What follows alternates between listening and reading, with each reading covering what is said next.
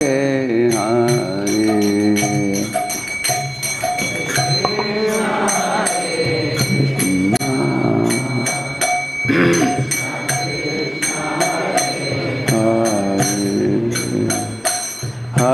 राम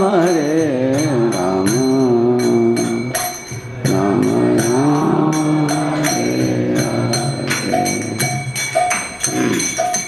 जय राधा माधव कुंज विहारी गोपी जनवल्लभ गिरिवरधारी।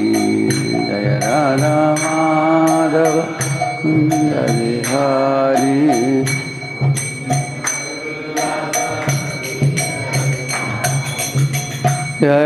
यशोदानंदन ब्रज जनरंजन यमुना तीरावनचारी। यशोदानंदन ब्रज जनरंजन यमुना तीरावनचारी। हरे कृष्ण कृष्ण कृष्ण हरे हरे हरे राम राम राम हरे हरे।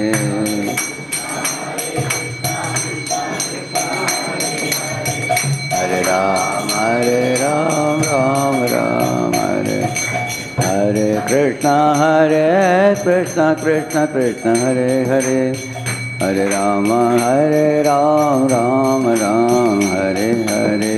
हरे कृष्ण कृष्ण कृष्ण हरे हरे हरे राम हरे कृष्ण कृष्ण कृष्ण हरे हरे हरे राम राम हरे हरे। कृष्ण कृष्ण हरे हरे हरे राम राम हरे कृष्ण कृष्ण कृष्ण हरे हरे हरे राम राम हरे हरे। हरे कृष्ण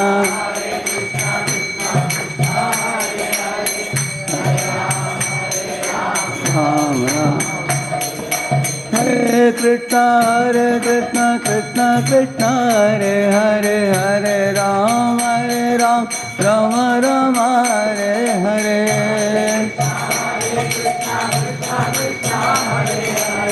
हरे राम राधा गोविंद राधा गोविंद राधा गोविंद राधे। राधा गोविंद राधा गोविंद राधा गोविंद। गौरांग नेताय श्री श्री गौरांग नेताय गौरांग नेताय प्रभुपादा श्रील प्रभुपादा प्रभुपादा प्रभुपादा श्रील प्रभुपादा।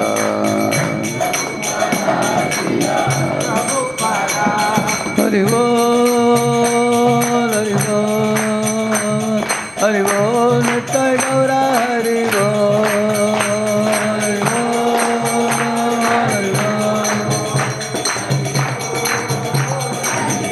नित्य गौरा हरि बोल हरि बोल हरि बोल।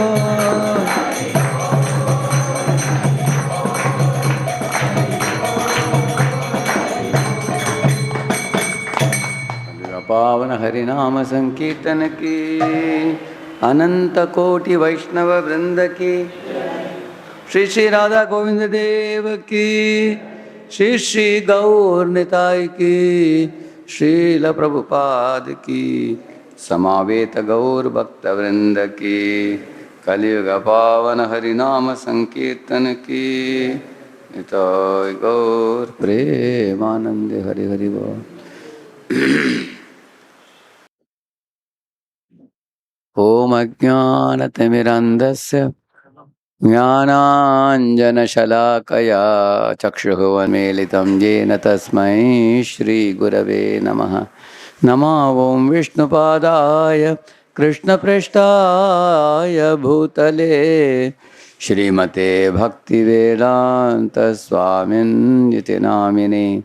नमस्ते सारस्वते देवे गौरवाणी प्रचारिणे निर्विशेषा शून्यवादी पाश्चात्यदेशतारिणे वाञ्छाकल्पतरुभ्यश्च कृपा सिन्धुभ्य एव च पतितानां पावनेभ्यो वैष्णवेभ्यो नमो नमः। जय श्री कृष्ण चैतन्य प्रभु नित्यानंद श्री अद्वैत गदाधर श्रीवासादि गौर भक्त वृंद। Hare Krishna Krishna Krishna Hare Hare, Hare Rama Rama Rama Hare Hare. Please you all repeat. Om नमो भगवते वासुदेवाय। So you all are attending tuition classes in this in Bhopal here in Ashta classes, right? Yeah, Asta classes. Okay. So you must be in mostly in 9th, 10th, 11th, 12th. In those, how many of you are in 9th here? Anybody? 9th standard?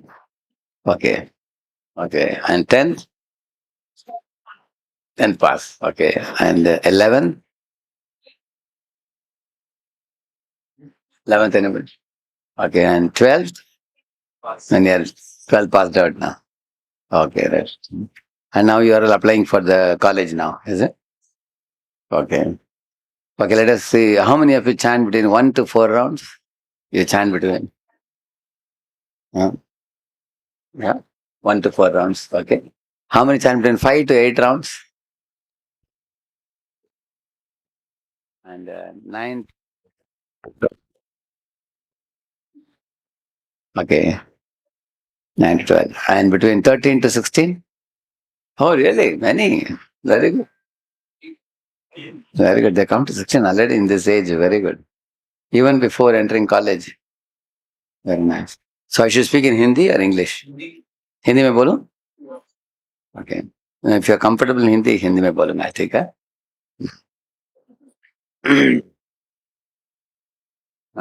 इस रसानंद प्रभु ने एक ऐसे एक शीर्षक चुना जो मेरे list में मैंने दिया था. It is called as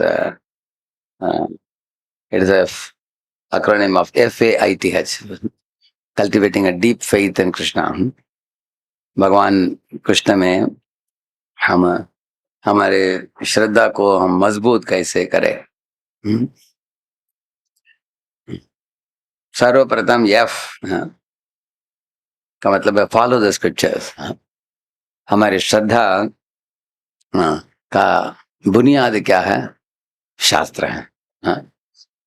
जैसे घर बांधना हो तो उसके लिए बुनियाद क्या है?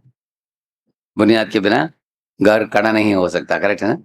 जैसे एक बहुत बड़ा इमारत मकान बनाना हो आपको, अगर 40 माले वाला 50 माले वाला है, उसके लिए पहले क्या करते हैं? फाउंडेशन बनाते हैं. लेकिन अनेक लोग फाउंडेशन को देखते नहीं है. अगर आपके घर में कोई आते हैं तो आप घर दिखाओगे, उनको खोद कर फाउंडेशन नहीं दिखाओगे. घर को दिखाते हैं आप, लेकिन वो सुंदर घर के पीछे मर्म क्या है? उसका फाउंडेशन है. इस तरह हमारे आध्यात्मिक जीवन के लिए आधार क्या है? शास्त्र है. बहुत महत्वपूर्ण है. शास्त्र बुनियाद ही नहीं है, साथ साथ शास्त्र एक कंपास भी बनते हैं हमारे लिए. जैसे अगर गाड़ी में आप बैठ गए तो जीपीएस की जरूरत पड़ता है ना. अगर आप समुद्र में एक नाव में बैठ गए तो क्या जरूरत पड़ेगा आपको? एक कंपास. क्योंकि अगर नॉर्थ ईस्ट वेस्ट साउथ पता नहीं चलेगा तो अटलांटिक में हमारा नाव गोल गोल घूमता रहेगा, क्योंकि चारों ओर पानी ही पानी दिखता है. पता नहीं किधर किनारा आने वाला है. अगर आपको किनारे पे पहुंचना हो तो आपको क्या चाहिए? कंपास चाहिए. तो हमारे शास्त्र कंपास के बराबर है. वो दिशा दिखा देते हैं देखो, इस दिशा में जाओगे तो भगवत धाम पहुंचोगे, उस दिशा में जाओगे तो नरक में जाओगे। हाँ, क्योंकि ये सतपथ है, ये कुपथ है। हाँ, ये सही है, ये गलत है। ये अ, लाभदायक है, ये हानिकारक है। हम्म, ये सही है, गलत है, सही ढंग से। तस्मात् शास्त्र प्रमाणम ते कार्य अकार्य व्यवस्थित। क्या करना चाहिए, क्या नहीं करना चाहिए, शास्त्र बताते हैं। इसलिए उसको कंपास कहा गया है, किस दिशा में जाना चाहिए हमको। इसलिए वो आधार है। तो शास्त्र से आपको एक ऑथेंटिक इंफॉर्मेशन मिलता है, अधिकृत इंफॉर्मेशन। उदाहरण के लिए उन दिनों में जब हमारे भारत के लोग योग करते थे, योगासन करते थे, उसको देखकर पाश्चात्य देश के लोग हंसते थे कि ये योगासन कर रहा है, इसके बाहर देखो कुछ नहीं दिखाई दे रहा है। हम लोग जिम में जाते हैं, तो ऐसे ऐसे बड़ा बड़ा ऐसे हो जाता है। जिम में जाने के बाद अट्टा कट्टा हो जाता है व्यक्ति, दिखा सकते हैं दूसरों का, आप करेक्ट ना।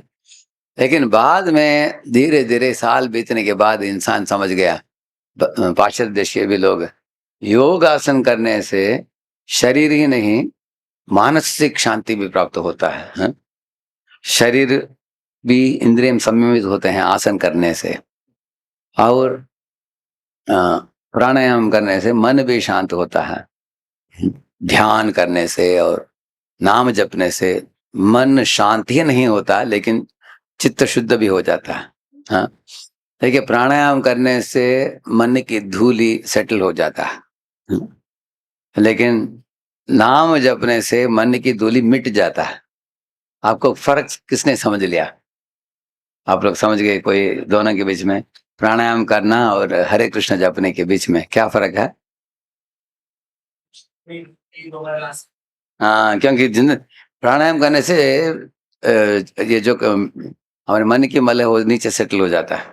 एक स्पून लेकर ऐसे गोल गोल घुमाओ, ऊपर आ जाएगा। हाँ, ऐसे एक श्लोक आता है, तो पीपीटी नहीं है, मैं अभी ऐसे बताता हूँ आपको। हाँ, एक श्लोक है, युञ्जानानाम् अभक्तानां प्राणायामादिभिर्मनः अक्षीणवासनं राजन् दृश्यते पुनरुत्थितम्। ऐसे एक श्लोक है। हाँ?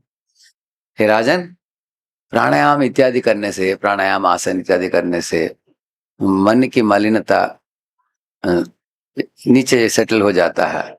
लेकिन अक्षीण वासनम, अक्षीण, क्षीण का मतलब है मिट मिट जाना, अक्षीण का मतलब है जो मिटा नहीं। हाँ, जैसे आपके बगीचे में तृण होता है, अच्छा काट दो उसको एक कैंची लेकर, छोड़ 2 दिन बाद जाकर देखो आ जाएगा वो, है करेक्ट है ना? क्योंकि आपने ऊपर से काटा उसको, ट्रिमिंग किया आपने, आ जाता है। लेकिन मूल से निकाल कर, जड़ से निकाल कर फेंक दिया उसको, वापस आएगा क्या? ये फर्क है। तो प्राणायाम करना ऐसे मिटने के बराबर वापस आ जाएगा वो, हाँ? लेकिन हरिनाम जब जड़ से निकाल देता है गंदगी को, ऐसे बताते हैं। एक्चुअली हमारे हृदय की मलिनता से हम लोग पाप करते हैं। पाप करने से पाप कर्म फल आता है, और पाप कर्म फल अप्रारब्ध अवस्था में रहता है। हाँ, और अपराध का मतलब अभी आने ही वाला है, अभी आया नहीं है। हाँ, और प्रारब्ध अवस्था में आ जाता है। आप में से किसी का अनुभव, आपको अल्सर आया, किसी को अल्सर अनुभव आपका? अल्सर मालूम आपको? छाले छाले पड़ा है, हाँ? मक्के छाले। हाँ, तो आने के पहले थोड़ा दर्द होता है, वो बोल रहा है आने वाला हूं, आने वाला हूं, आने वाला हूं बोलता है, उसके बाद आ जाता है। तो अप्रारब्ध अवस्था में रहता है, उसके बाद प्रारब्ध प्राप्त हो जाता है, आ जाता है बाहर से। लेकिन अगर हरे कृष्ण जब जब हम करते हैं, धीरे धीरे प्रारब्ध अवस्था में आने वाले व्याधि रुक जाते हैं। हाँ? उसके बाद अपरारब्ध भी मिट जाता है। उसके बाद अंदर जो बीज हैं, हमारे हृदय में एक बीज होते हैं, उसको बोलते हैं काम कर्म बीज बोलते हैं। हाँ? उदाहरण के लिए आपके अंदर कुछ बीज हो, मुझे क्रिकेट खेलना है। हाँ?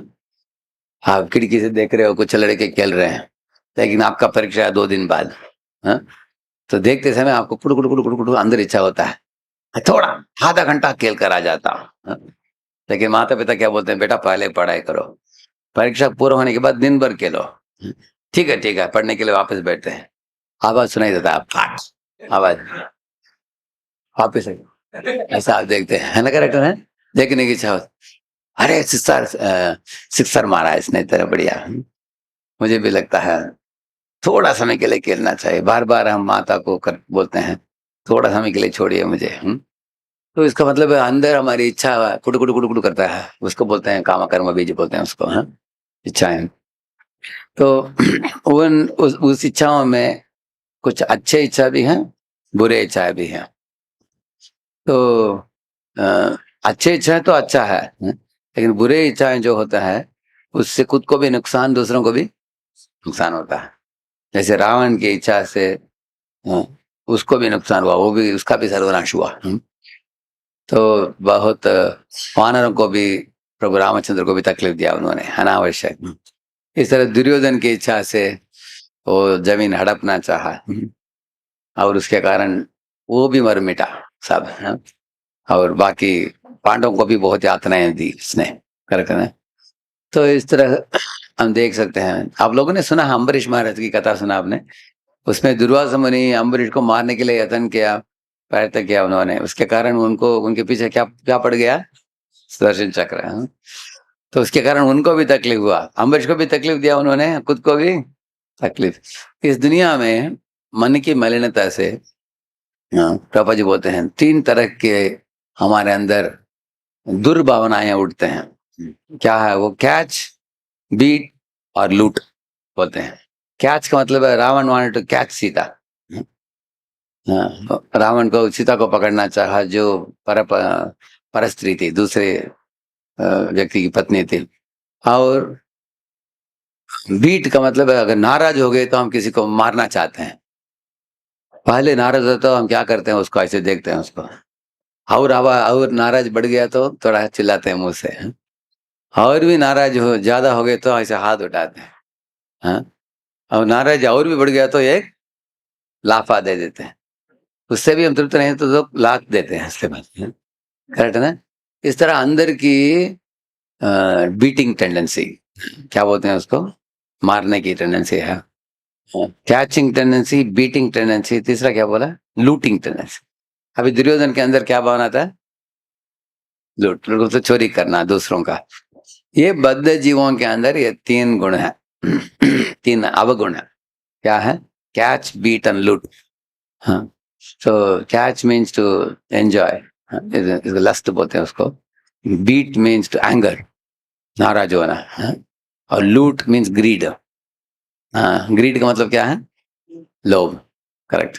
तो काम, क्रोध, लोभ, भगवान बताते हैं त्रिविधम नरकस्येदं द्वारम नाशनमात्मनः काम क्रोध तथा लोभस्तस्मात् एतत् त्रयं त्यजेत, बोलते हैं इन अवगुणों को त्यागो, सद्गुणों को प्राप्त करो। दैवी संपत्ति है, आसुरी संपत्ति। हमें किसको पकड़ना चाहिए? दैवी संपत्ति। किसको छोड़ देना चाहिए? आसुरी संपत्ति। कैसे पता चलेगा? तो गीता का 16वां अध्याय में भगवान बताते हैं ना, दैवी आसुर संपत्ति दोनों के बारे में। इसलिए पहला चीज है श्रद्धा बढ़ाना हो भगवान के संबंध में, हम शास्त्र पढ़ने से ही हमें पता चलता है। अभी पाश्चात्य देश के लोग भारत के हमारे जो सांस्कृतिक जीवन है, उससे हटकर अनेक गलत चीज किया वो लोगों ने, अभी वापस लौट आ रहे हैं वो लोग, जैसे मैंने बोला, वो लोग योगासन को नकारते थे और जिम को अपनाते थे, अभी वापस योगासन करना चालू कर दे, वो सब लोग ऐसे बैठे हैं।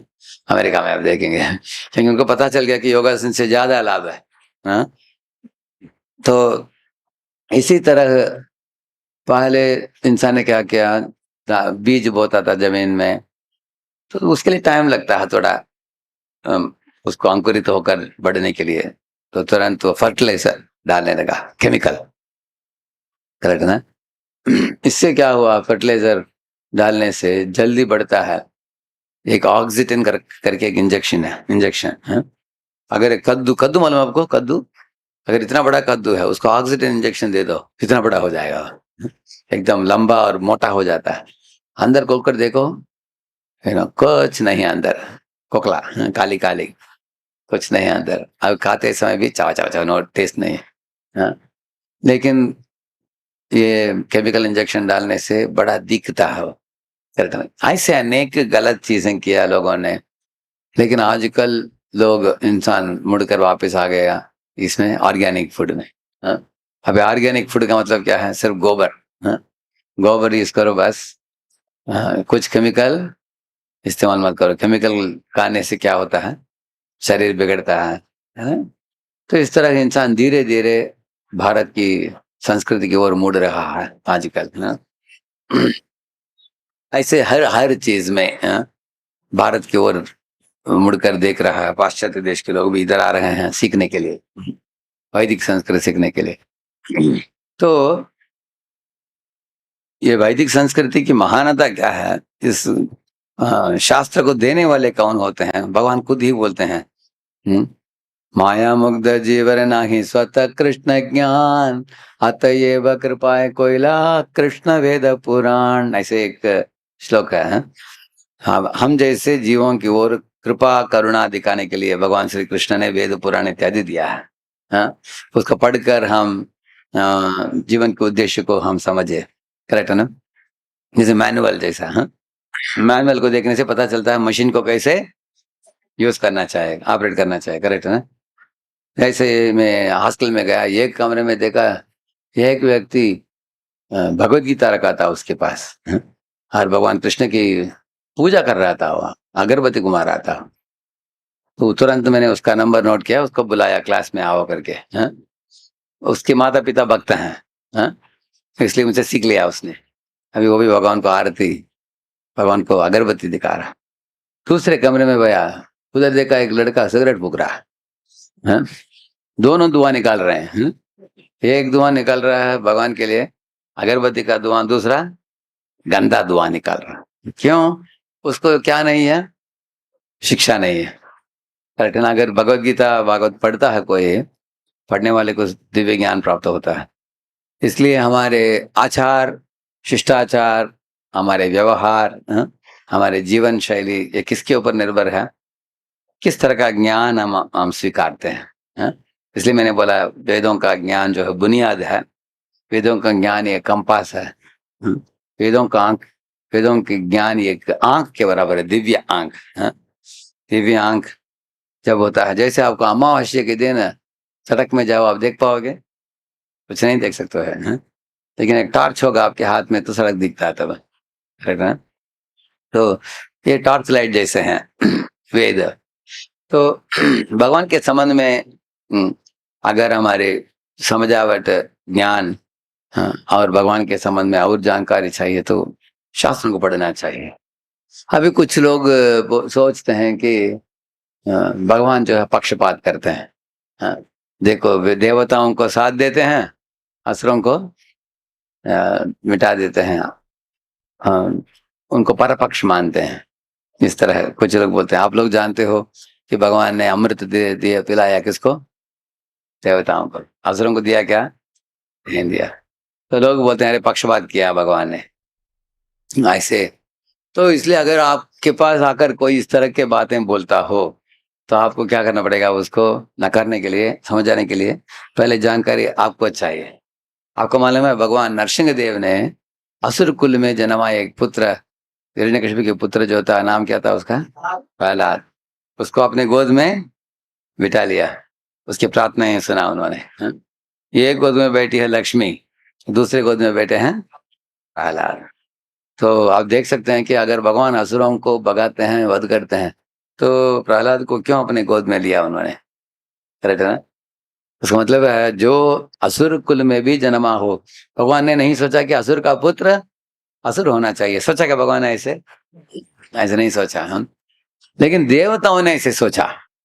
इसलिए उन्होंने हिरण्यकशिपु के धर्म पत्नी जो थी कायादु, उसको क्या किया मालूम है आपको?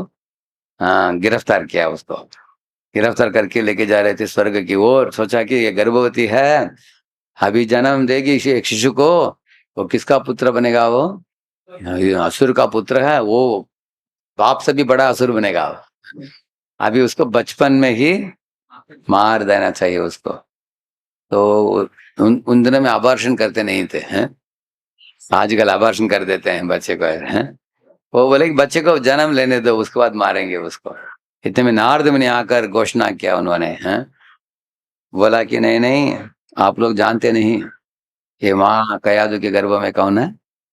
एक महाभगवत भक्त है, शुद्ध भक्त है। हाँ, ये ऐसे भक्त बनेगा, बड़े बड़े देवी देवता भी इसको झुकेंगे ऐसे। हाँ, आप लोग इसको मार नहीं पाओगे। हाँ, ये कोई नहीं मार सकता है इसको। बात सुनते ही नारद की बात सुनते ही वो लोग प्रदक्षिणा किया कयादु को 3 बार, नमस्कार करके चले गए। क्यों ये बात बोला मैंने आपको? वो देवताओं का गलत फहमी था, गलत दृष्टिकोण था कि असुर का पुत्र असुर बनेगा। लेकिन भगवान ऐसा नहीं देखते। भगवान देखते हैं कि असुर का पुत्र है भले, लेकिन ये मेरा शुद्ध भक्त है। उसको अपने गोद में बिठा दिया। भगवान ये देखते नहीं कि असुर है। तो बलि महाराज भी असुर थे, लेकिन भगवान का शरण लेने के बाद भगवान ने उनको मारा नहीं, लेकिन इसके विरुद्ध उनको 12 महाजनों में एक बना दिया। किसको? बलि महाराज। आप लोग जानते हो? हाँ, बलि महाराज पूरा शरण लिया भगवान के वो। हाँ, ऐसे तो ये पहली बात मैंने बताया आपको कि भगवान, हाँ, जैसे कभी कभी क्लास में क्या होता है, क्लासरूम में कुछ विद्यार्थी पहले रो में बैठ जाते हैं, टीचर को ध्यान पूर्वक सुनते हैं, नोट्स भी बनाते हैं।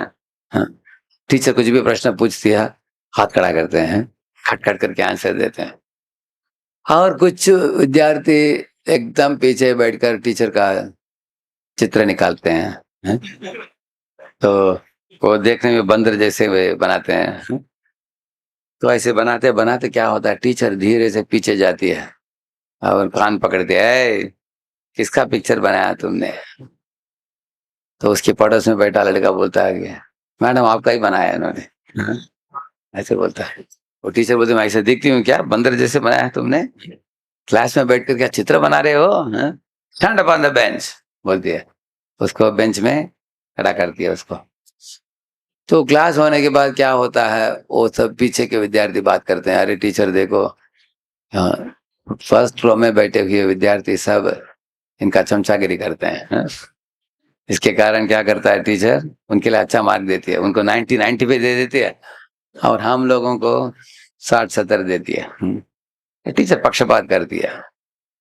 देखो, उन बच्चों को अपने कमरे में बुलाकर उनको स्पेशल किताब देती है, स्पेशल आइडियाज बताती है, और हम लोगों को दंड देती है। क्या टीचर पक्षपात करती है क्या? नहीं। अभी जो पीछे चित्र बनाने वाले विद्यार्थी, वो सामने आकर बैठने के लिए मना है क्या उनको? कोई मना किया? नहीं मना किया। एक बार मेरे फ्रेंड मैथमेटिक्स में फेल हो गया। वो बोला अरे हमारे स्कूल का हेडमास्टर बहुत खराब आदमी है, बोला उसने। मैंने पूछा क्यों? देखो मुझे मैथ्स में फेल कर दिया उसने। अरे मैंने पूछा अरे हेडमास्टर को क्यों कोस रहे हो? तुम्हारा फेल किया मैथ्स टीचर ने, उसको जाकर पूछो। अभी मैथ्स टीचर के ऊपर और भी एक डिपार्टमेंट हेड भी होते हैं, उसके ऊपर हेडमास्टर, उसको मालूम भी नहीं कि तुम फेल हुए हैं। उसको कोस रहे हो तुम। इस तरह लोग मूर्खता से कृष्ण को कोसते हैं जब उनको तकलीफ होता है। तो असुर और देवता 2 तरीके के लोग होते हैं। हम लोग देवताओं के पथ में चलना चाहिए, करेक्ट ना? इसलिए शास्त्र पढ़ने से हमें पता चलेगा। जब भगवान वाराह देव के रूप में आए, वाराह देव करके बोर इंकारनेशन, भगवान जब आए थे, तब धरती माता के साथ उनका एक पुत्र हुआ, उसका नाम है, किसी को मालूम है? भौमासुर, नहीं तो हाँ, नरकासुर भी बोलते हैं, उसका नाम है नरकासुर, भौमासुर ऐसे। लेकिन ये तो भौम कहला जाता था पहले, लेकिन बाद में इसका नाम पड़ा भौमासुर। क्योंकि पहले था अच्छा, लेकिन बाद में बिगड़ गया। इस दुनिया में लोग बिगड़ते हैं कि नहीं? अच्छे करना अच्छा था पहले, लेकिन दुर्योधन के संग में आकर बिगड़ गया। दुर्योधन, दुशासन इत्यादि के बारे में साथ में आकर। तो इसलिए हम लोग सावधानी से चुनना बहुत आवश्यक है। वो दूसरा चीज है, ये फॉर एसोसिएशन। ये फॉर एसोसिएशन ऑफ डिवोटीज। जैसे तोते किसके साथ उड़ते हैं? तोते तोतों के साथ उड़ते हैं। मयूर किसके साथ रहते हैं? मयूरों के साथ। कुत्ते किसके साथ रहते हैं?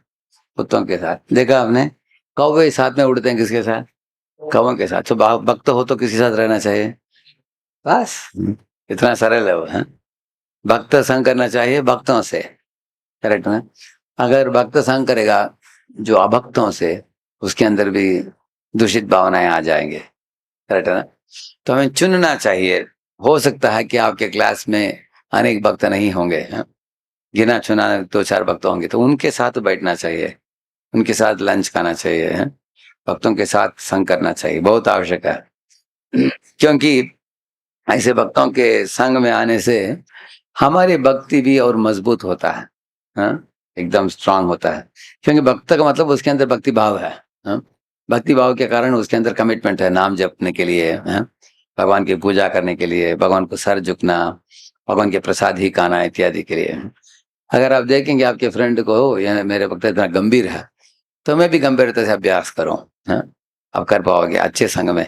आपने सुना होगा ये कहानी, एक बार एक बंदर एक जामुन के पेड़ में रहता था, करेक्ट है ना। उसके माता पिता बोलते थे, बच्चे ये जामुन का पेड़ छोड़कर कहीं नहीं जाने का। ऐसे आपके माता पिता भी बोलते हैं ना आपको, बेटा इधर उधर मत घूमो, हाँ? घर में रहो और पढ़ाई करो, अच्छा सज्जन बनो, हाँ? दुर्जन मत बनो। हर माता पिता अपेक्षा करते हैं कि बच्चे अच्छा हो, करेक्ट है ना। ऐसे तो इसके माता पिता ने भी बोला कि तुम जामुन के पेड़ छोड़कर कभी कहीं मत जाओ, बेटा इधर ही रहो। तो ये एक दिन एक मगरमच्छ आ गया, वो किनारे में आया, मिला इसको, किसको, बंदर को मिला, पूछा कैसा है तुम्हारा जीवन, हाँ? तो उसके साथ मैत्री जुड़ गया इसका। तो बोला हाँ मैं हूँ, मैं जो इसमें रहता हूँ जामुन के पेड़ में, हम तो बाहर इधर उधर जाते नहीं है, छोड़ते नहीं है माता पिता। ठीक है, तुम्हारे जीवन के बारे में बोलो कैसा। वो बोला हम तो स्वच्छंद होकर विचरण करते हैं, पानी में झील में घूमते हैं, एकदम नीले नीले बादल को देखते हैं, सुंदर पहाड़ों को देखते हैं जिधर हरियाली दिखता है, हाँ? हमको तो कहीं भी हम पानी में घूम सकते हैं, इधर उधर फ्रीडम ज्यादा है, पूछने वाला कोई नहीं है हमको। ऐसे बोला किसने, मगरमच्छ ने। तो बंदर ने सोचा कि काश मेरा भी जीवन ऐसे होता तो कितना अच्छा होता। मेरे पीछे पड़ने वाले इतने लोग हैं, लोग पूछते हैं माला हो गया क्या, हाँ? ये मत करो, उधर मत जाओ, इधर मत जाओ, हाँ? इतना पाबंदियां हैं। तो ये एक दिन उसके माता पिता बाहर गए थे, किसके, बंदर के।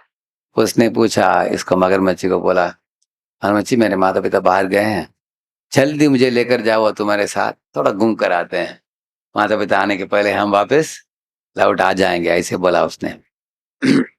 तो मगरमच्छी बोला मेरे पीठ के ऊपर बैठ जाओ, मैं लेके जाऊंगा, बैठ गया वो। ऐसा पानी में लेकर गया, झील में ऐसे ऐसे ऐसे धीरे से, झील के बीच में जब आ पहुंचा, तब मगरमच्छ ने पूछा कैसे लग रहा है तुमको, हाँ? बंदर ने देखा इधर उधर, अरे पानी ही पानी दिख रहा है, हाँ? इधर कुछ डाली नहीं है कूदने के लिए, हाँ? पेड़ में एक डाली से दूसरी डाली कूद सकता है, इधर कूद सकता है, पानी ही पानी है। और उस मगरमच्छ का शरीर जो है पेपर जैसा है, न्यूज पेपर जैसे है, उसके ऊपर बैठा हूँ, कभी भी कुछ भी हो सकता है, हम्म? अगर ये थोड़ा अंदर चला गया तो मैं भी डूब जाऊंगा, हाँ? ऐसे डर पैदा हो गया उसके मन में।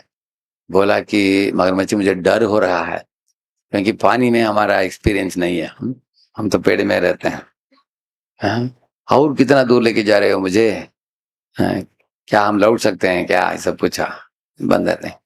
था मगरमच्छ ने बोला देखो बंदर, एक महत्वपूर्ण चीज में तुमको बोला नहीं, मैं छुपा कर रखा हूँ। क्या है, कल मेरे घर में गया था मैं, मेरे धर्म पत्नी कौन है, क्रोकोडाइल है, हाँ? क्रोकोडाइल गया था किसके पास, क्रोकोडाइल के पास, हाँ? मिसेस क्रोकोडाइल के पास गया था, हाँ? वो बोली अरे 4 दिन आप घर में दिखाई नहीं दिए, लगता है कि और एक विवाह कर लिया आपने, हाँ? क्रोकोडाइल ने बोला गॉड प्रॉमिस, मैंने कुछ नहीं किया, तुम ही एक पत्नी व्रत धारण किया, आप ही पत्नी हो, किसी के साथ हमारा संबंध नहीं है, ऐसे बोला उसने। प्रूफ क्या है पूछा उसने। अरे 4 दिन हम थे किसके साथ, एक मंदिर के साथ बात करते थे बस, किसी दूसरा मगरमच्छ के साथ हमारा संबंध नहीं, बोला उसने। तो पूछा उसने किधर रहता है वो, बोला जामुन के पेड़ में। ऐसा है क्या, जामुन खा खा कर उसका कलेजा एकदम मीठा होगा उसका, है? चलो उसको लेकर आओ, तुम लेकर आओगे तो मुझे विश्वास बैठेगा कि तुम्हारा संबंध उसके साथ है, तो उसको लेकर आओ। आप मगरमच्छ बोला इसलिए तुमको लेके जा रहा हूँ, मेरे बीबी क्या करने वाली, तुम्हारे कलेजे को कुक करने वाली है लंच के लिए आज, है? ऐसे बोला उसने। डर गया, है? बंदर सोचा कि अभी भाग भी नहीं सकता मैं, है? अभी झील के बीच में हूं मैं। अरे पहले बोलता तो मैं इसके साथ आता ही नहीं था मैं, बड़ा गलत ही हो गया हमारा। तो अपने हृदय में भगवान को प्रार्थना किया बंदर ने, हे भगवान आप तो ददामि बुद्धि योगम तम ये नमाम प्रयान्ति, आप बोलते हो कि बुद्धि देने वाले होते हो आप, हैं? हमको भी थोड़ा अकल दे दो बचने के लिए इससे। ये बदमाश हैं? हमको बीच में लाया है, पता नहीं हमारा जान बचेगा कि नहीं आज, हैं? तब बंदर को भगवान ने एक आइडिया दे दिया, हैं? बंदर ने तुरंत बोला मगरमच्छ को, अच्छा आपको कलेजा चाहिए था, पहले क्यों नहीं बोला आपने? हाँ किधर रखा हूँ? पेड़ पे रखा हूँ, पेड़ पे रख कर आया हूँ। चलो मैं उसको निकाल कर दे देता हूँ आपको, हाँ तुरंत आ जाओ मेरे साथ। मगरमच्छ बोला अरे देरी हो गया, चलो तुरंत चलते हैं। तो यू टर्न लेकर गया, किनारे तक पहुंचाया। किनारे में कूदने के बाद पेड़ के ऊपर जब चढ़ा, बंदर बोला कि अरे बदमाश है मगरमच्छी, तुम जैसे दुर्जनों के साथ कभी संग रखना मेरे लिए अच्छा नहीं है, निकल जा इधर से। आज से लेकर कभी भी तुमसे मैं बात नहीं करूंगा, तुम तो मेरे जान निकालने वाले थे। तो मगरमच्छ ने बोला ठीक है मैं निकल जाता हूँ, कलेजा किधर? बोला अरे कलेजा बेवकूफ, तुमको मालूम नहीं कलेजा निकल गया तो मर ही जाएगा इंसान, है? तो निकल जाओ इधर से। उसके बाद उसके साथ मैत्री कभी नहीं जोड़ा। इसलिए हम लोग अच्छा संग रखना आवश्यक है। अच्छा संग रखने से हम ऊपर उठेंगे। दुर्जनों से संग करने से अधोगति प्राप्त होता है। और कुछ कुछ विद्यार्थी अच्छे अच्छे परिवार में जन्म लेकर भी बाद में दुर्जनों के वश में आ जाते हैं। उसके कारण सब दिव्य दैवी संपत्ति सब छूट जाता है। सिगरेट फूंकते हैं, नशा लेते हैं, खराब व्यवहार करते हैं।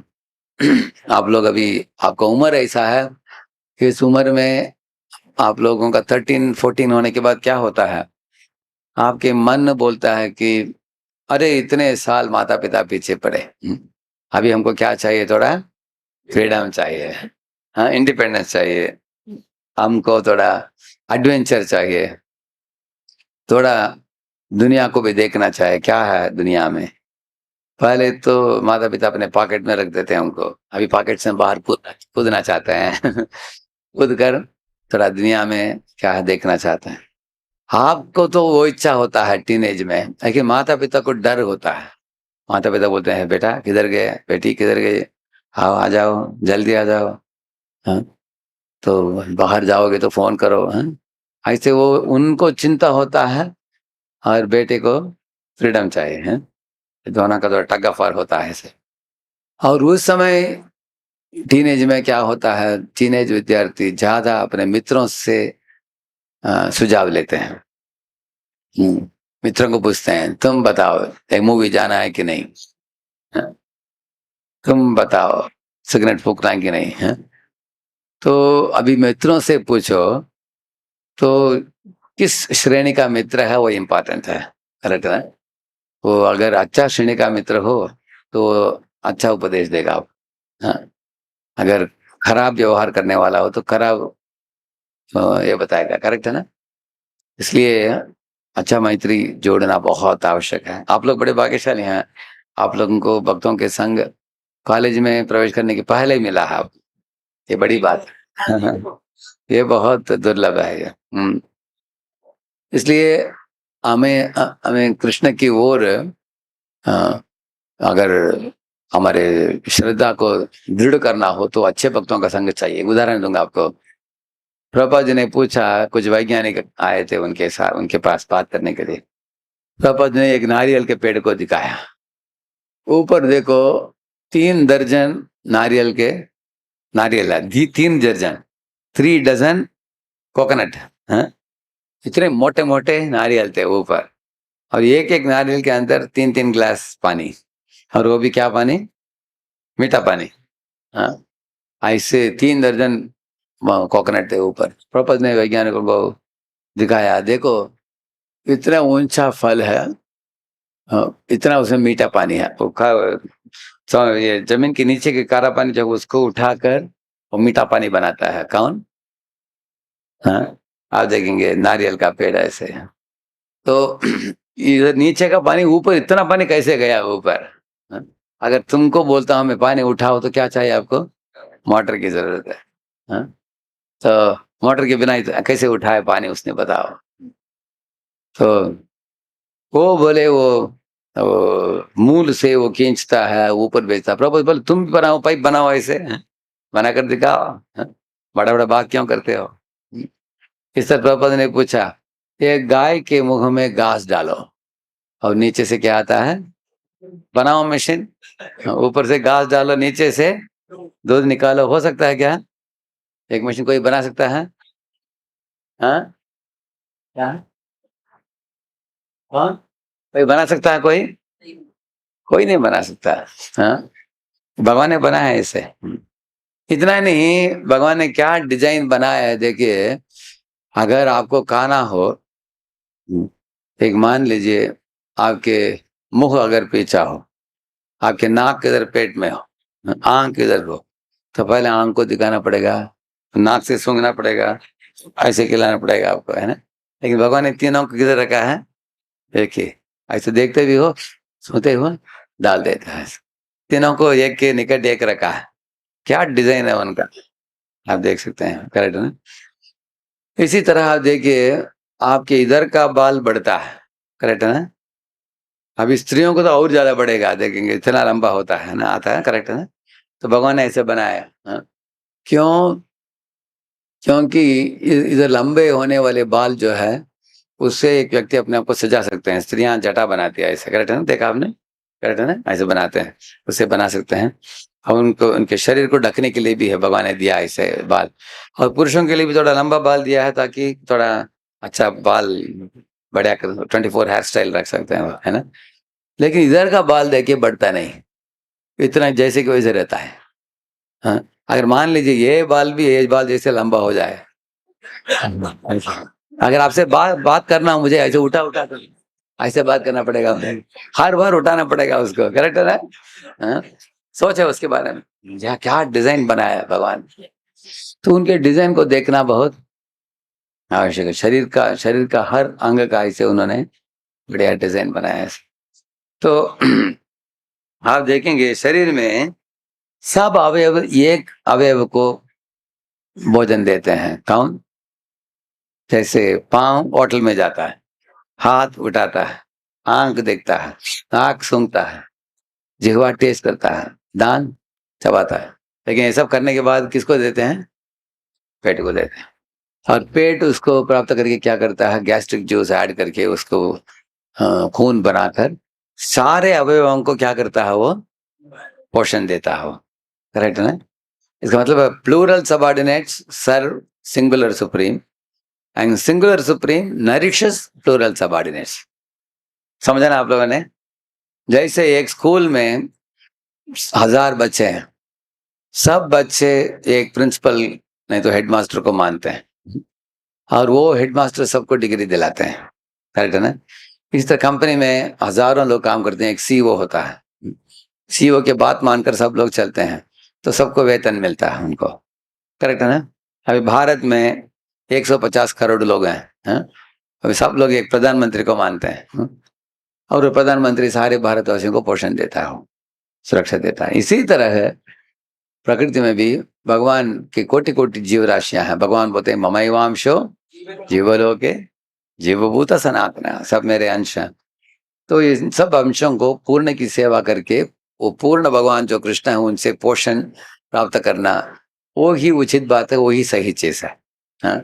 अगर उनको हम नकारेंगे, ये किसके बराबर है? सब अवयव पेट को नकार दिया, बोला कि हम पेट को क्यों नहीं देंगे, हम खुद ही खाएंगे। ऐसे हाथ में एक लड्डू लेकर ऐसे करता रहेगा, है मेरा हाथ तिरुपति लड्डू मिला, ऐसे करते रहते हैं। हाथ को पोषण मिल सकता है क्या? नहीं। हाँ? हाथ को पोषण अगर चाहिए तो पेट को देना पड़ता है। हाँ? तो हाथ को ये बात समझना है कि पेट को देने से ही मेरा पोषण है, इस तरह भगवान को सेवा करने से ही मेरा भलाई होगा। भगवान को अगर नकारता हूं मैं, उससे नुकसान किसको है? हाँ? नुकसान हमको है। हाँ? भगवान को नकारने से नुकसान हमको है। जैसे अभी आपके ट्यूशन सेंटर है, उधर आपके टीचर थोड़ा डांट दिया आपको, है क्यों होमवर्क नहीं करते ऐसे, आप बोलते अभी मैं ट्यूशन सेंटर जाना बंद कर देंगे हम। नुकसान किसको है? नुकसान आपको है, टीचर को है। आप नहीं जाएंगे तो टीचर किसी और को टाइम देंगे, करेक्ट है ना? हाँ? अगर हम बंद कर दिया जाना तो नुकसान हमको है। इसी तरह भगवान को ना सेवा करने से नुकसान किसको है? हम, हमारे लिए नुकसान है। इसलिए आप देख सकते हैं भगवान की सृष्टि कितना अद्भुत सृष्टि है। जैसे विंटर सीजन में चिल विंटर बनता, करेक्ट है? तब नदियों में आइस बनता है ऊपर। अगर आइस बन गया पानी के ऊपर, पानी में रहने वाले जलचर सब मर मिटेंगे, उस टेम्परेचर को वो सहन नहीं कर पाएंगे। तो भगवान ने क्या किया, ये एक अद्भुत चीज किया। जब पानी आइस बनता है तभी गर्मी छोड़ता है पानी में, रिलीज करता है। आइस बनते बनते क्या होता है? गर्म छोड़ता है।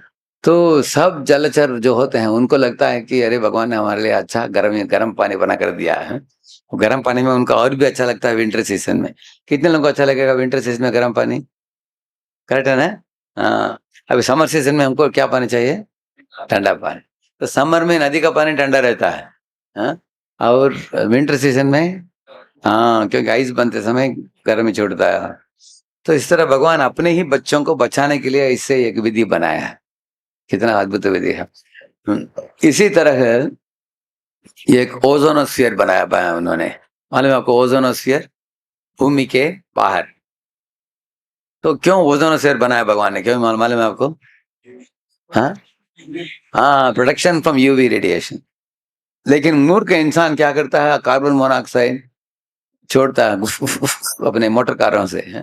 तो ऊपर जाकर वो ओजोनोस्फीयर को तोड़ता है। तो भगवान ने बनाया सुरक्षा, हम सुरक्षा ही तोड़ रहे हैं हम लोग। हाँ, कितना मूर्खता है। इसलिए आप देख सकते हैं कि भगवान की सृष्टि में अच्छे सुंदर बनाया। अभी देखिए केला, हाँ? केला का कवर निकाल कर आप केला खाइए और कवर को दीजिए गाय को, हाँ? ऑरेंज को लिए, ऑरेंज आप खा लीजिए, ऑरेंज के कवर को गाय को दे दीजिए। अभी गाय ऑरेंज कवर केला कवर खाकर वो दूध देती है वो, हाँ? कितना अच्छी बात है। कुछ वेस्टेज नहीं है। अगर आपने बिस्लरी का पानी पिया, पीने के बाद वो बॉटल वेस्ट हो जाता है, और वो वेस्ट जो है बढ़ता जाता है। और जो बायो नॉन डिग्रेडेबल है वेस्ट जो है उस बड़ा नुकसान कर रहा है वो, मालूम है आपको? एक हफ्ते में हम लोग लगभग, हाँ, देखिए इतना प्लास्टिक खा रहे हैं हम एक हफ्ते में 1 कार्ड। इतना प्लास्टिक हमारे सिस्टम के अंदर जा रहा है, ऐसे साइंटिस्ट लोगों ने आविष्कार किया। अगर इतना प्लास्टिक आपके सिस्टम के अंदर घुसता है तो क्या होता है? इंसान को जल्दी हार्ट अटैक आ जाता है आजकल। हार्ट अटैक, लंग कैंसर है, हाँ, और ब्रीदिंग ट्रबल, वीजिंग, आस्थमा, ये सब बढ़ रहा है आजकल, क्योंकि इतना प्लास्टिक अंदर घुस रहा है, लेकिन पाउडर के रूप में एकदम। क्योंकि इंसान ने जो प्रोडक्ट बनाया, पेट्रोलियम प्रोडक्ट्स, उसमें से क्या है, ज्यादा इस तरह वेस्टेज होता है। लेकिन भगवान के केला खाओ, आनंद पाओ, है? आप केला खाओ और वो उसको भी कवर दे दो, वो भी खुश रहती है, तुम भी खुश, और आपको दूध भी मिलता है उससे। ऐसे सृष्टि निर्माण किया उन्होंने ऐसे, बहुत सोच विचार कर भगवान ने बनाया सुंदर सृष्टि ऐसे। तो हमें सृष्टि को देखना चाहिए। देखिए गीता में भगवान बताते हैं, अन्नात् भवन्ति भूतानि पर्जन्यात् अन्न संभवः यज्ञात् भवति पर्जन्यो यज्ञ कर्म समुद्भवः, ऐसे एक श्लोक है। देखो तुम भगवान के पथ में चलोगे आप, तब तो बारिश होगा, हाँ? नहीं तो नहीं। ऐसे भगवान ने बनाया, हाँ? जैसे आप हरिनाम संकीर्तन करो, हाँ? गीता भागवत पढ़कर उसके अनुसार जीवन चलाओ, भोग चढ़ाकर ही प्रसाद पाओ, और 4 नियमों का पालन करो। ये सब करोगे आप, तब बारिश होगा। क्यों भगवान ने बनाया ऐसे? अभी समुद्र में बहुत पानी है, लेकिन क्या पानी है वो? खारा पानी है। तो भगवान ने इतना प्रचुर मात्रा में पानी रखा है, लेकिन एक लॉक लगाकर रखा है उसको। क्या लॉक है? नमक, नमक डालकर रखा है, कोई पी नहीं सकता। अगर पियेंगे भी क्या होगा? आपका प्यास बुझेगा, प्यास बढ़ेगा, हाँ, प्यास बढ़ेगा। ऐसे बनाया भगवान ने। ठीक है, अभी खारा पानी को मीठा पानी बनाना हो तो क्या करेंगे आप? क्या चाहिए? हाँ, तो जब सूर्य उसको बाष्प करता है, उसके बाद बादल बनाकर मीठा पानी देता हो। हाँ, इस तरह भगवान सूर्य का रोशनी भी देने वाले सूर्य नारायण होते हैं, हाँ, जो उसके लिए उस रोशनी देते हो, वो ही कर रहे हैं, हाँ, भगवान ही कर रहे हैं। तो इस तरह जो भी चीज हम इस्तेमाल करते हैं भगवान को देखकर ही स्वीकारना चाहिए। भगवान को देने के पहले कारा पानी, देने के बाद मीठा पानी, करेक्ट है ना? इस तरह इसलिए एसोसिएशन ऑफ डिवोटीज, भक्तों के संग में आकर हमारा दृढ़ता बढ़ेगा भगवान में, हाँ? भगवान संबंधित विषयों में। अभी भगवान कृष्ण ही इस दुनिया में देवी को बोलते हैं, दुर्गा देवी को, मेरे बच्चे सब आए हैं इधर, मेरे अंश, उनके लिए अच्छा व्यवस्था करो। हाँ, आप लोगों को मालूम है 9.10 भगवद गीता का श्लोक है, मया अध्यक्षेण प्रकृति, हाँ, मैं प्रकृति को अध्यक्षता करता हूँ। आदि अक्ष का मतलब है भगवान के दो आंखों से भगवान देख रहे हैं प्रकृति को। किसी को मालूम है क्या है वो दो आंखें? एक गर्म आंख, एक ठंडा आंख। हाँ, सूर्य और चंद्र, करेक्ट। हाँ, तो गर्म आंख सूर्य है, उससे बारिश पैदा करते हैं और उससे धान्य, हाँ, धान्य फल फूल इत्यादि। और ठंडे आंख से क्या करते हैं मालूम है आपको? हाँ, 6 तरह के स्वाद मालूम है आपको? साल्ट, सवर, स्वीट, पंजन, अस्ट्रिंजन, बिटर। हिंदी में क्या बोलते हैं? कटु, आंवला, ऐसे अलग अलग है। हाँ?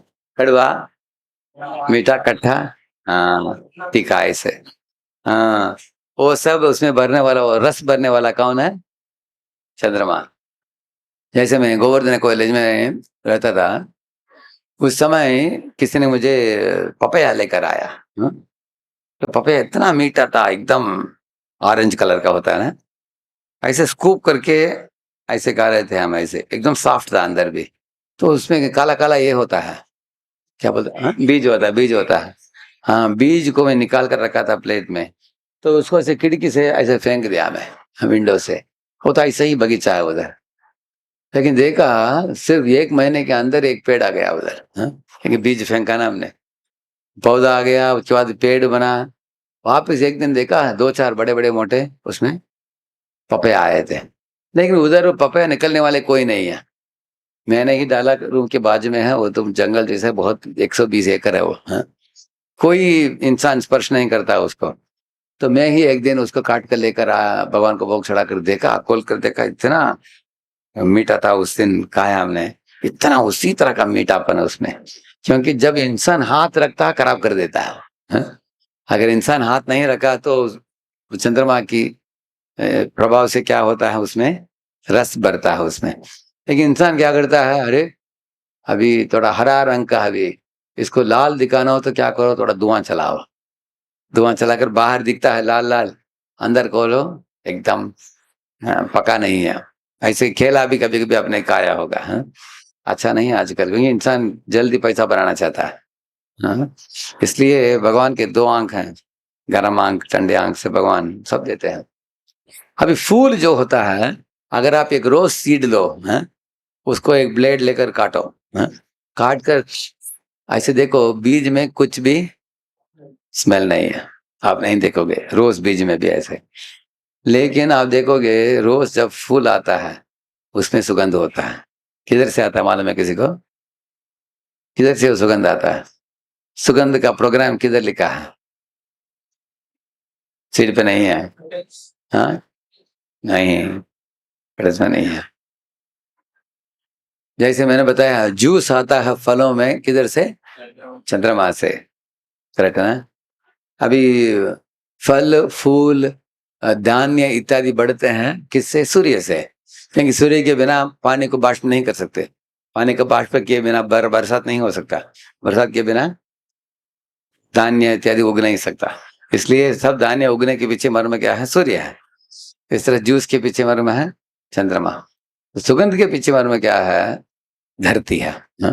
पुण्यो गंध पृथिव्यांश्च तेजश्चास्मे विभावसौ, ऐसे भगवान बताते हैं। पुण्यो गंध, गंध किधर है? धरती में है, हाँ? उस धरती से, धरती देती है वो पौधों को इस तरह का गंध देती है, हाँ? प्रोग्राम भगवान ने उधर रखा है उसको, हाँ? तो इस तरह धरती अलग अलग बीजों को अलग अलग तरह की प्रोग्राम देती है, जिसके द्वारा वो सुगंध प्राप्त होता है। तो भगवान के सृष्टि को देखने से हमें पता चलता है। अगर आपको एक पेपर रोज बनाना हो, कितने लोगों ने पेपर रोज बनाया? आपने स्कूल में बनाया ना आपने? पेपर रोज बनाने के लिए आपको पहले क्या चाहिए? पेपर चाहिए, उसके बाद कलर चाहिए, सिसर चाहिए, और हाँ हाँ ग्लू चाहिए, हाँ हाँ रोलर चाहिए, ये सब चाहिए। ये सब होने के बाद मस्तिष्क भी चाहिए, कैसे काटना है ना, उसको ऐसे करके बनाना। अगर पेपर रोज इतना बुद्धि लगाकर बनाया हमने, सुगंध आएगा? कुछ नहीं उसमें। लेकिन भगवान ने जो बनाया देखो, उसमें सुगंध भी आता है। और एक नहीं, दो नहीं, कितने करोड़ों करोड़ों फूल, करोड़ों करोड़ों।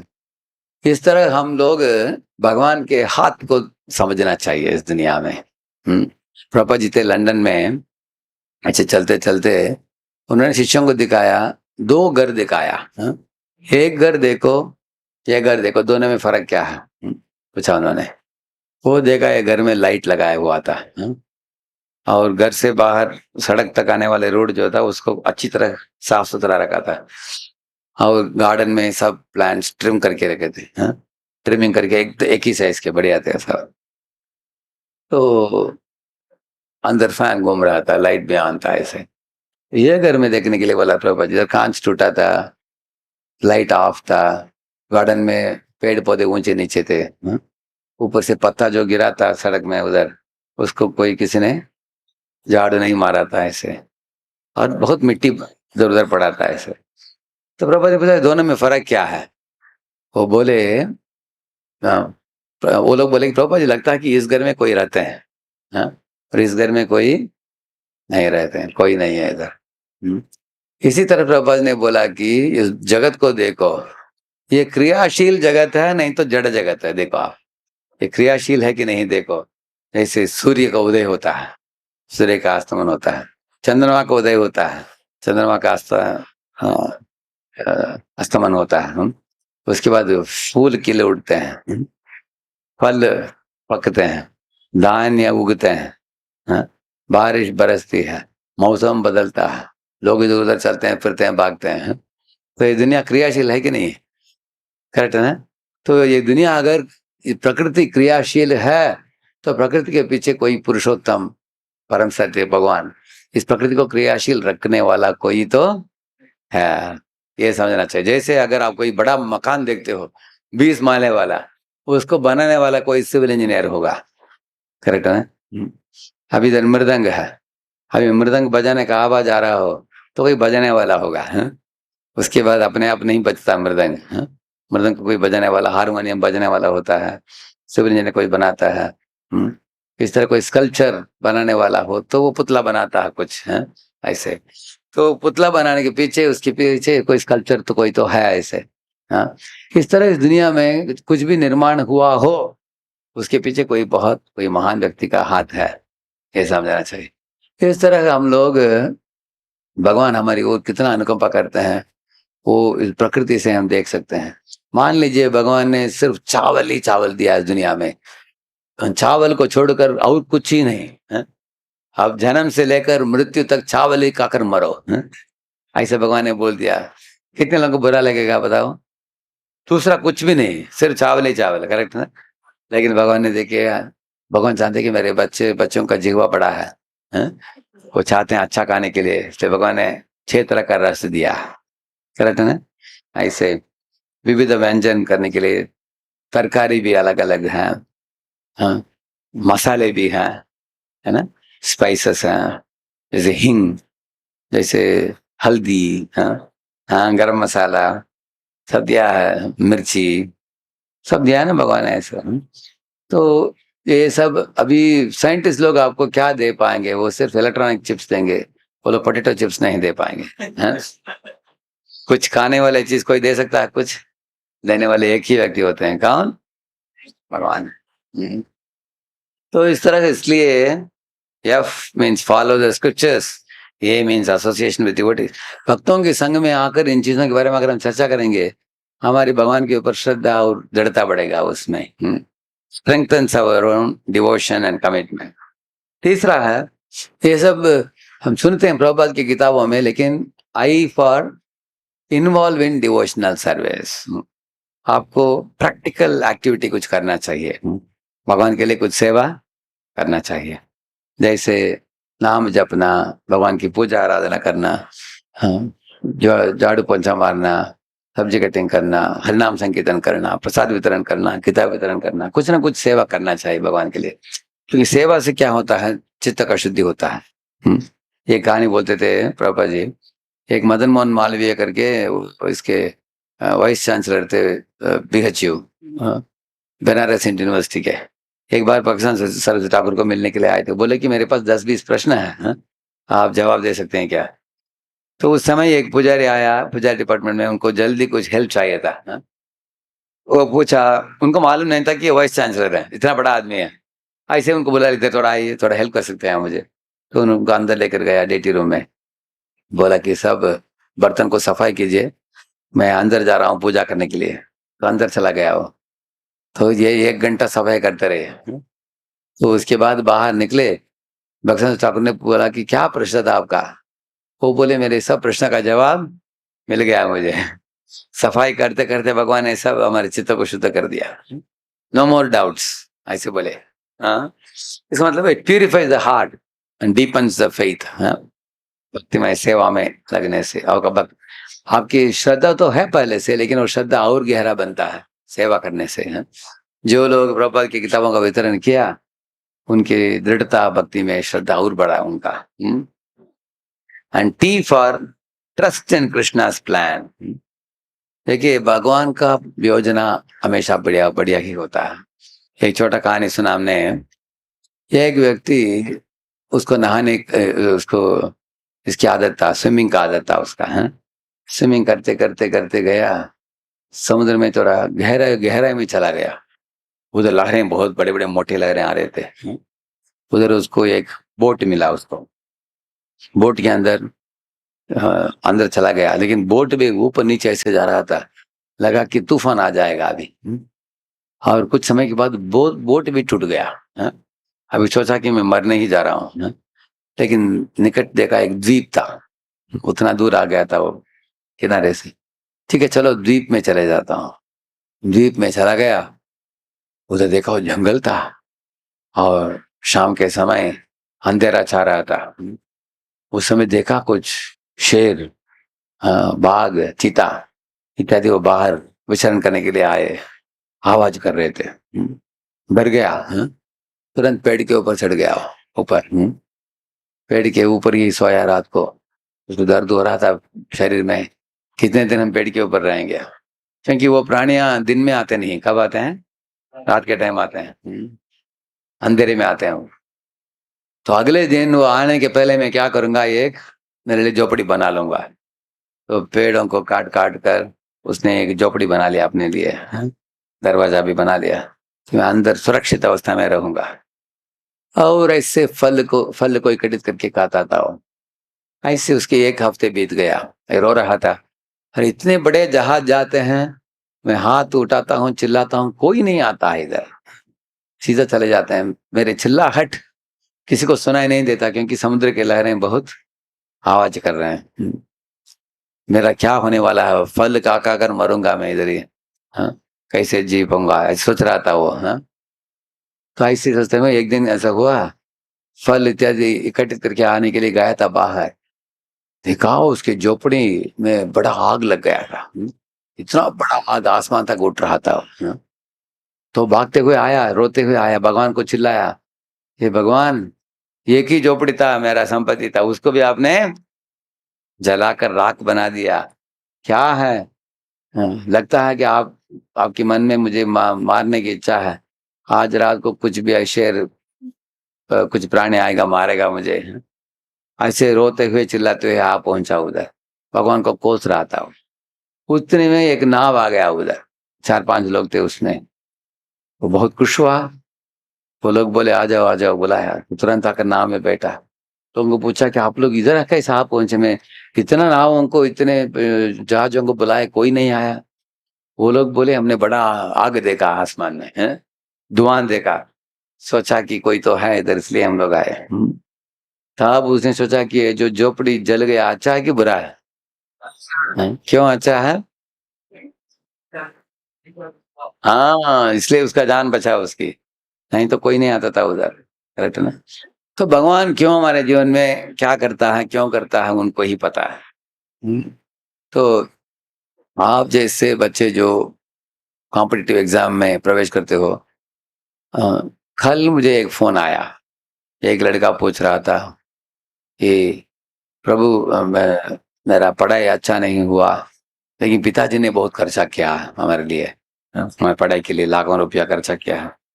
तो अभी मैं प्रवेश करूंगा एग्जाम में, अगर मैं फेल हो जाऊंगा, पिताजी को दुखित नहीं करना चाहता, इसलिए मेरे मन में विचार उठ रहा है, क्या मैं आत्महत्या कर लूं?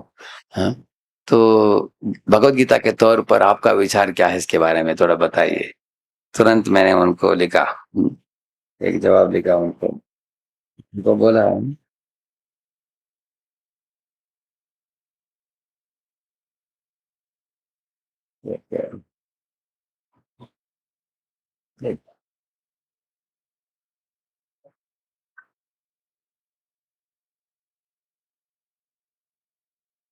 ठीक है, मैंने मैंने उसको जवाब ऐसे लिखा था कि देखो, भगवत गीता के अनुसार तुम शरीर नहीं हो, तुम कौन हो? तुम आत्मा हो, और आत्मा कभी भी मरता नहीं है। एक शरीर छोड़कर दूसरे शरीर में जाता है। जैसे आप ट्राईसाइकिल चलाते थे, उसको छोड़कर स्कूल में जाने के बाद बाईसाइकिल, और कॉलेज जाने के बाद स्कूटर, और कंपनी जाने के बाद कार, है ना? आपका वाहन बदलता है लेकिन ड्राइवर एक ही है। इस तरह तुम अभी मनुष्य रूपी शरीर में बैठे हो, अगर आत्महत्या करोगे तो क्या होगा? गोस्ट बनोगे। हैं? क्या बनोगे? हाँ, पिशाच। और पिशाच का मतलब क्या है?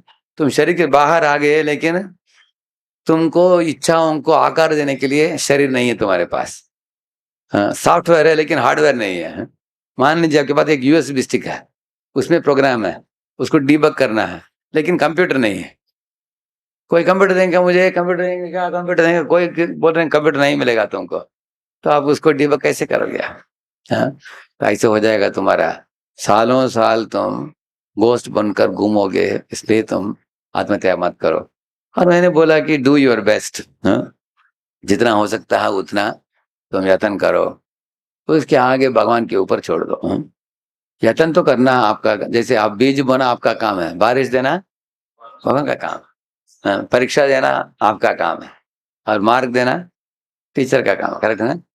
इस तरह आपके हाथ में जो भी है उतना करो आप। तो ऐसे मैंने उनको बताया, तो आप लोग भी ये बात, you should develop trust in Krishna, that भगवान हमारे लिए जो भी कर रहे हैं हमारे लिए उचित है। हर एक का पुण्य पाप का अकाउंट भी होता है, उसके अनुसार जो भी मिलता है आपको भगवान दे रहे हैं। हमारी ओर से यत्न जितना हो सकता है उतना करना चाहिए।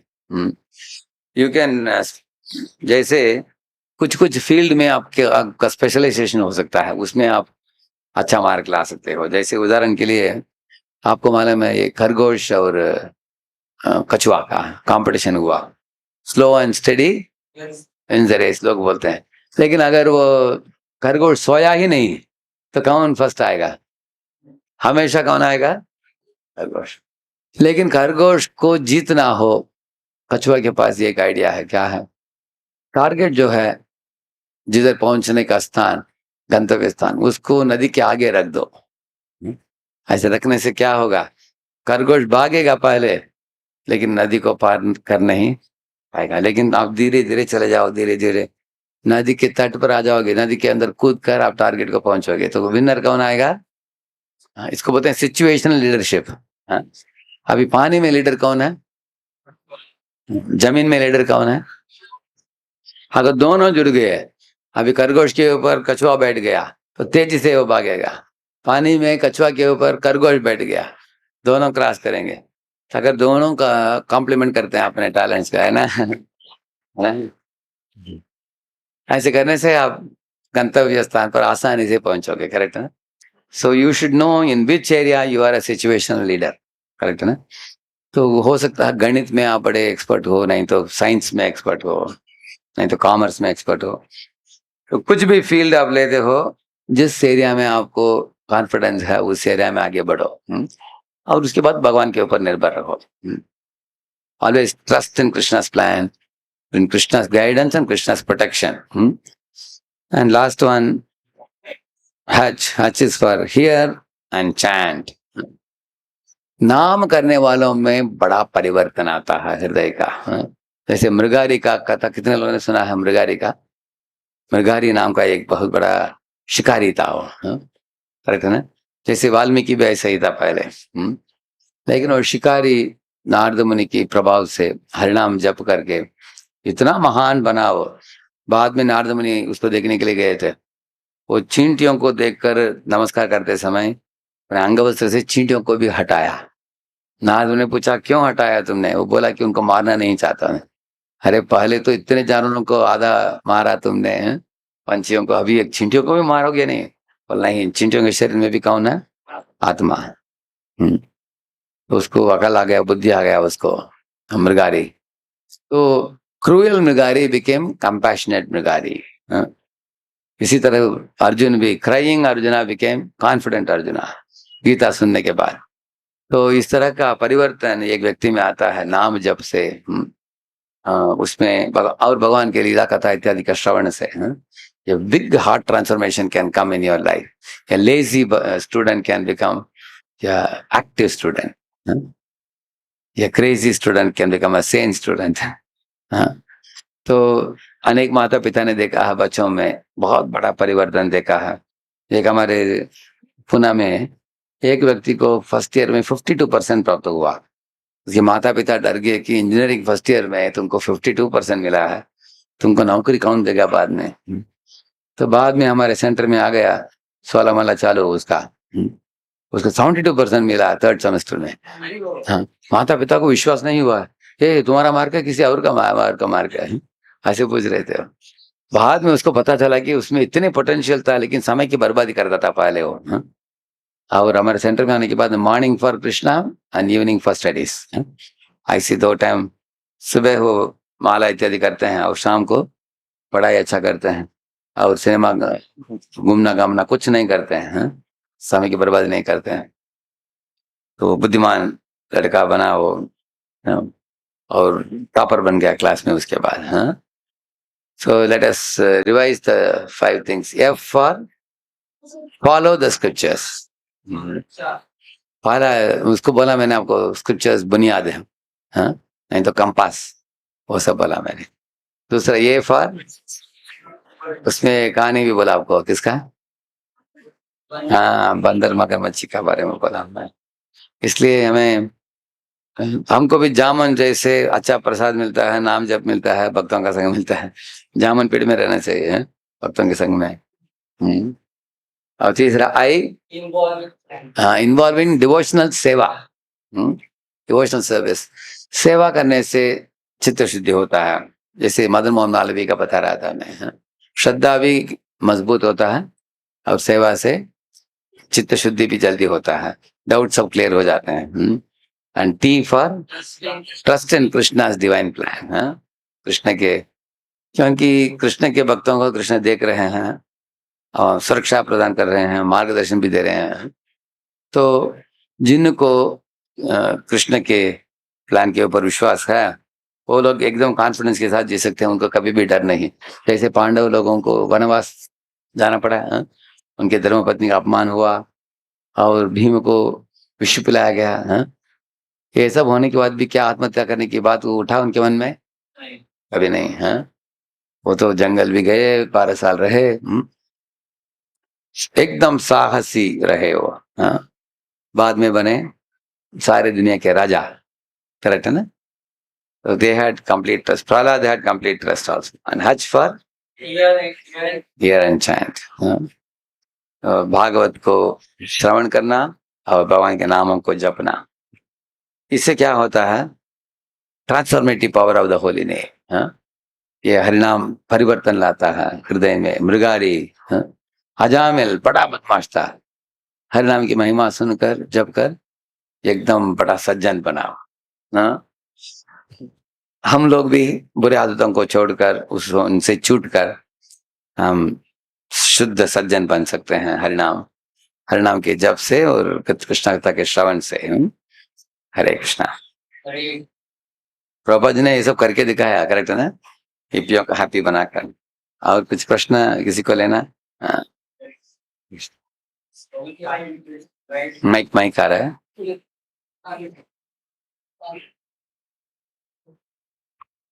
हरे कृष्णा प्रभु जी, दंडवत। आपने जैसे डिवाइस कोर्स बनाया है, उसने हम सबकी लाइफ बदल दी है। और उससे रिलेटेड कुछ क्वेश्चंस थे कि उसके लिए कोई एज लिमिट आपने सोचा था या फिर एलिजिबिलिटी की? ये 10th स्टैंडर्ड, 10th के बाद समझ पाएंगे आसानी से। जी, जैसे बोला था एक प्रभु जी ने उसको थोड़ा एक्सप्लेन किया था पीपीटी पे। बोल रहे थे कि जो कॉमर्स के स्टूडेंट है वो नहीं समझ पाएंगे, बच्चे हैं वो नहीं कर पाएंगे। एक्चुअली 10th स्टैंडर्ड तक नॉलेज किसके पास हो तो वो लोग आसानी से समझ पाएंगे, आसानी से कर सकते हैं। It is there in website, is there, you know that right? हाँ, राधेश्याम दास प्रोवाइड किया। radheshyamdas.com में अगर डिस्कवर योरसेल्फ पीपीटी देखेंगे आ जाएगा वो। जी, उसको आपने करीब 2012 में बनाया था और अभी बहुत मॉडिफाई करके इंटरनेशनल क्लास बन गया अभी। मैं वही जानना चाह रहा हूँ कि उसको आपने काफी मॉडिफाई किया होगा तो वो वर्जन वेबसाइट पे मिल पाएगा? हाँ, radheshyamdas.com। जी बिल्कुल। RADHESHYAM, you should not put Y, huh? वो तो हृदय में अंकित है। RADHESHYAM@DAS.com ऐसे डालेंगे तो ऊपर वेबसाइट खुलेगा। वेबसाइट में बहुत कुछ है, उसमें सेकंड बॉक्स है, उसमें मिल जाएगा। प्रभु जी, दूसरा क्वेश्चन ये था मेरा कि मैं गृहस्थ हूँ और हम जहाँ पे प्रचार करते हैं वहाँ पे कोई मतलब दीक्षित भक्त नहीं है और ना ही ब्रह्मचारी एसोसिएशन है। आप ट्यूशन क्लास भी देते हैं उनको? जी प्रभु जी। अच्छा। तो गुरु महाराज के और आप जैसे भक्तों के मार्गदर्शन में जितना होता है संभव, मन में एक संशय रहता है। कई लोग बोलते हैं कि तुमने ऐसा कौन सा कोर्स किया है, तुम बच्चों को क्या पढ़ा रहे? तो गुरु महाराज ने कहा do as it is. Prabhupada ji ने जो दिया है सिर्फ उतना बताना है आपको। तो उसमें हमेशा एक अपराध का डर लगता है कि कहीं मैं मनमाना कुछ आचरण या फिर उसमें कुछ एग्जाम्पल्स देता हूँ मेरे मन से, स्टोरी सुनाना, एग्जाम्पल देना, तो वो गलत है या फिर? वो एक वरिष्ठ भक्त से पूछ लेना चाहिए कि मैं इस तरह का उदाहरण दे रहा हूँ, ये सही है क्या, गलत है क्या?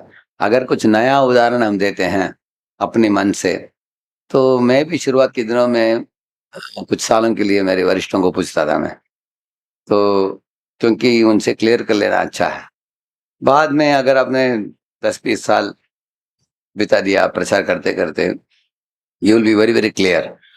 लेकिन शुरुआत में कम से कम 5 साल के लिए कम से कम आप किसी से आप अगर आप लिखेंगे आपके उदाहरणों को, मुझे एक ईमेल लिखकर पूछेंगे मुझे, प्रभु जी ये उदाहरण भी दे रहा हूँ, सही है क्या? मैं आपको बता सकता हूँ। रसानंद प्रभु भी है इधर, पूछ सकते हैं, ठीक है? जी प्रभु, थैंक यू। Thank you. और कोई? हाँ, इधर माइक दीजिए उनको। हाँ, मुझे ये पूछना था कि लाइक एक अच्छे डिवोटी के लिए कौन कौन सी ऐसी चीजें जो उन्हें इग्नोर करनी चाहिए, लाइक कौन सी बुरी आदतें जो इग्नोर करनी चाहिए? हाँ, अभी स्मार्टफोन आपके पास पढ़ाई के लिए दिया गया है, पढ़ाई को छोड़कर स्मार्टफोन में हम यूट्यूब में चले गए, हाँ, है तो वीडियो गेम्स करने के लिए चले गए, तो हमारे समय की बर्बादी होता है, करेक्ट है ना? बहुत बर्बादी होता है समय की। कभी कभी आपका इंटेंशन था कि आज मैं 6 घंटा पढ़ूंगी, हाँ? आप देखेंगे कि आपको 2 घंटा भी नहीं हुआ पढ़ाई, हाँ? क्योंकि कितने लोगों का अनुभव है कि स्मार्टफोन हमको उल्लू बना दिया है, अनुभव है ना हम लोग का, करेक्ट है? तो ये उदाहरण है। इसी तरह शास्त्र बताते हैं कि स्त्री पुरुष के सही उम्र में उनका विवाह होता है। जैसे भारत में लगभग पुरुषों का 27-28 होता है, स्त्रियों का 24-25 होता है। उस वयस तक माता पिता के अधीनता में रहकर एक व्यक्ति को अपनी पढ़ाई करना और जिम्मेदारियों को निभाना। जैसे अगर आप स्त्री हो तो घर में माता से कुकिंग कैसे करना सीखना, क्लीनिंग करना, बड़ों को आदर कैसे देना, कैसे सहिष्णु बनना, हाँ, घर को कैसे रखना और पूजा रूम में भगवान को फूल चढ़ाना, रंगोली निकालना इत्यादि सीखना चाहिए, हाँ? और मन और इंद्रियों को संयमित करके हम और किसी भी कोई भी लड़के के इनविटेशन से गलत पथ में ना चलकर माता पिता के अधीनता में रहना एक स्त्री के लिए शोभा देता है। इसी तरह लड़कों को भी अपने एकेडमिक्स के ऊपर ध्यान देना, हाँ, और सही वयस जब आता है 25, 26, 27, उस समय विवाहित होकर सेटल होना चाहिए। इसके विरुद्ध आजकल 16 उम्र में, 18 उम्र में अनेक लोग घूमते हैं, घामते हैं, उनका एकेडमिक्स भी बर्बाद हो जाता है, चरित्र भी बर्बाद, और उनका विवाह भी जिनसे वो विवाह करना चाहते थे, हाँ, रोमांस किया, उनके साथ विवाह होता नहीं, माता पिता मना करते हैं, इसलिए विवाह होता है और किसी के साथ, उनका साइकोलॉजिकल ट्रॉमा आ जाता है उनको, हाँ, कुछ लोग आत्महत्या भी कर लेते हैं, बहुत कुछ गड़बड़ हो जाता है। तो teenage is a age where teenagers live in a dream world, हाँ, तो ड्रीम वर्ल्ड का मतलब है वो एक काल्पनिक दुनिया में रहते हैं, तो उस काल्पनिक दुनिया से हम थोड़ा उतर कर नीचे आना चाहिए ग्राउंड लेवल पर, और जिम्मेदार बनना चाहिए, दैट इज ड्यूटी, हाँ, और इस तरह है भक्ति और आपके कर्तव्य, इनका एक संतुलन रखना चाहिए, बैलेंस। क्योंकि अगर आप भक्ति ज्यादा करेंगे तो माता पिता बोलेंगे कि भक्ति के नाम में तुम पढ़ाई नहीं कर रहे हो, बोलेंगे। अगर पढ़ाई ज्यादा कर रहे हैं तो भक्ति नहीं होता। इन चीजों को संयम करना भी मुश्किल है भक्ति के बिना, हाँ, तो भक्त लोग बोलेंगे कि तुम माया में जा रही हो, बोलेंगे। इसलिए दोनों का संतुलन रखना चाहिए, बैलेंस रखने से, जैसे रेलवे लाइन है, दोनों में ट्रेन जाता है तो गंतव्य स्थान में पहुंच जाएगा वो, हाँ? इसलिए आपको मां मनस स्मर युद्ध, भगवान बोलते हैं, मुझे स्मरण करते करते तुम्हारे कर्तव्य को निभाओ, ऐसे बताते हैं भगवान। एंड ऑल्सो ये 4 रेगुलेटरी प्रिंसिपल्स जो है आपको मालूम है, अवैध संग नहीं, मांसाहार नहीं, नशा नहीं, और चौथा द्यूत क्रीड़ा नहीं, हाँ? इसमें अवैध संग का मतलब है पुरुष स्त्री का संबंध, लेकिन जैसे गंदे सिनेमास को देखना, गंदे वीडियोस को देखना, पोर्नोग्राफी देखना, वो सब भी आता है उसमें, और इस तरह अनावश्यक संबंध जोड़ना, और मांसाहार में आता है कटुवचन बोलना, अनावश्यक किसी को रुलाना, इसलिए उसका नाम पड़ा रावण। रावण का मतलब रुलाना किसी को, ऐसे रुलाना नहीं चाहिए। और ये जो तीसरा क्या है, हाँ, द्यूत क्रीड़ा जो है उसका मतलब है झूठी बोलना, झूठे धोखेबाजी करना, झूठा बात बोलना, अपने बड़ापन दिखाने के लिए कुछ भी बनावटी चीजों को बोलना, वो सब आता है उसमें। और हाँ, नशा का मतलब है अहंकार चढ़ जाना, अपने आप को बड़ा मानना और दूसरों को निंदा करना और अपनी श्रेष्ठता बताना, ये अहंकार, उसको नशा बोलते हैं। तो इन चीजों को भी छोड़ना चाहिए हमको। तो नाम जप कर इन चीजों को अगर हम छोड़ेंगे, इन 4 चीजों को, तो हम भक्ति में आसानी से हम प्रगति करेंगे। ठीक है, थैंक यू। और कोई? हाँ हाँ, ठीक है, मैं कौन है? How to reduce seva aparadh? Like I serve deities at my home, Okay. and I'm like chanting 8 rounds a day. हाँ, So I asked the senior devotee. So he said कि this will come under that आप नाम के बल पर अपराध कर रहे हैं. So like you have minimal, if you are trying to do best service for ठीक है। अगर the डेटीज को सेवा देते समय आपके घर में क्या डेटीज है? गौर नेता है, राधा कृष्ण है? Radha Krishna, जगन्नाथ बलदेव सुभद्रा महाराज. अगर आपने कृष्ण का मुरली निकाला भोग चढ़ाने के लिए, भोग चढ़ाते समय मुरली नहीं होना चाहिए हाथ में। भोग चढ़ाने के बाद भगवान को मुरली देना चाहिए, और उसके बाद ही आल्टर खोलना चाहिए। अगर मुरली दिए बिना आल्टर खोलते हैं तो सेवा अपराध होता है उससे। इसी तरह गुरु को और बाकी राधा रानी सबको बुलाने के बाद लास्ट में कृष्ण को बुलाना चाहिए भोग के लिए। और भोजन होने के बाद ये जो देते हैं, पानी देते हैं उनको, वो किसको पहले देना चाहिए? कृष्ण को पहले देना चाहिए। That means for welcoming to sit you should call Krishna last, and for washing hands you should call Krishna first. तो ये सब विधिवत करना चाहिए हमको। अगर इन विधियों का पालन करते समय कभी भूल से हम क्या करते हैं, गलती हो जाता है उसमें, इसको सेवा अपराध बोलते हैं। अगर सेवा अपराध हुआ तो शास्त्र बताते हैं कि कुछ एक भगवद गीता का अध्याय पढ़ लो, श्लोक ऐसे बताया गया है श्लोक। तो सबसे छोटा अध्याय है 12वां अध्याय वो बोल सकते, करेक्ट है ना?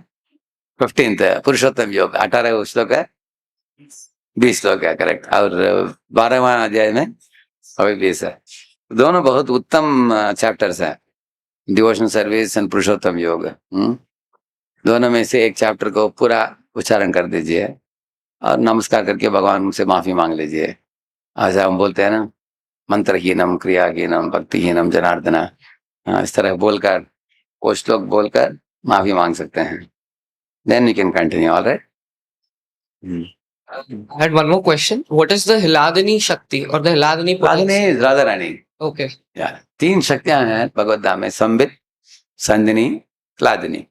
Sambit is knowledge potency, Sandhini is existence potency, which means जैसे मृदंग है, करताल है, भगवान के दाम है, भगवान के कपड़े हैं, हाँ, ये सब चीजें संदिनी में आते हैं, existence potency. Hladini potency is Radha Rani and Samvit is knowledge potency. So knowledge potency and Hladini potency together are under the control of Radharani. Radharani के कंट्रोल में है वो दोनों। तो 3 शक्तियां हैं ये भगवत धाम में। Hladini potency इसलिए प्रहलाद बोलते हैं ना, प्रकृष्ट रूपेण ह्लाद, उसका मतलब है जो परम आनंद का अनुभव करने वाला भक्त, ह्लाद। तो ह्लाद का मतलब है कृष्ण के आनंद का स्वरूप, उसको ह्लादिनी बोलते हैं, वो राधा रानी ही है। ठीक है। Just one question this side. Yeah. Yes, ma'am. प्रभु जी, जैसे आपने DYS कोर्स बनाया था, उसके पीछे क्या कारण था और आप हमें उससे क्या सिखाना चाहते हैं? Actually DYS कोर्स जब मैंने बनाया उस समय मैंने देखा कि अगर हम भगवद गीता सीधा सिखाएंगे, अनेक कॉलेज के विद्यार्थी उसको सस्ता लेते थे उन दिनों में। हाँ, अगर हम साइंटिफिक रूप से सिखाएंगे वीडियोस के द्वारा, हाँ, वो भी बड़े बड़े साइंटिस्ट के वीडियोस के द्वारा, जैसे आइंस्टाइन, ऐसे लोगों के। अगर आइंस्टाइन बोल रहा है सटलर इज द लॉर्ड, भगवान बहुत गुड है, ऐसे बोल रहा है, तो उसको लोग गंभीरता से लेते हैं। ये किताब लिखा उन्होंने, है ना, सटलर इज द लॉर्ड। तो इस तरह का मैंने वैज्ञानिकों के भगवान के संबंध में जो मत है उसको इकट्ठित किया, मैंने इकट्ठित करके बनाया। पहले नोट्स बनाया, उसके बाद किताब बनाया, उसके बाद उसको कन्वर्ट करके PPT बनाया। तो मेरे उद्देश्य था कि साइंस एंड स्पिरिचुअलिटी, ये आध्यात्मिकता को वैज्ञानिक, जैसे मैं आज भी थोड़ा उदाहरण दिया क्लास में मैंने, ऐसे हम उदाहरण देंगे विद्यार्थी लोग आसानी से इसको पकड़ पाएंगे, क्योंकि वो स्कूल में कॉलेजों में ज्यादा विज्ञान के बारे में पढ़ते हैं वो लोग, उनको वैज्ञानिक तरीके से समझाया जाए। जैसे साइंस ऑफ सोल, अभी मैं रीइंकार्नेशन स्टडीज जो फॉरेन में किया है आइन स्टीवनसन, उसके द्वारा हम समझाते हैं। फॉरेन में उसने 3000 लोगों का पूर्व जन्म का खाता निकाला है उन्होंने। तो अगर वैज्ञानिकों के द्वारा शास्त्र के साथ जोड़कर समझाएंगे, लोग पकड़ते हैं आसानी से। That is the main reason. Prabhupada ji भी हमको बोला है कि try to explain scientifically so that students will be convinced. अगर स्टूडेंट्स कन्विंस हो गए तब वो समझेंगे कि हमारे शास्त्र में कितना दम है, कितना शक्ति है, अब समझेंगे। ठीक है। That's all. One last question. हाँ, बढ़िया।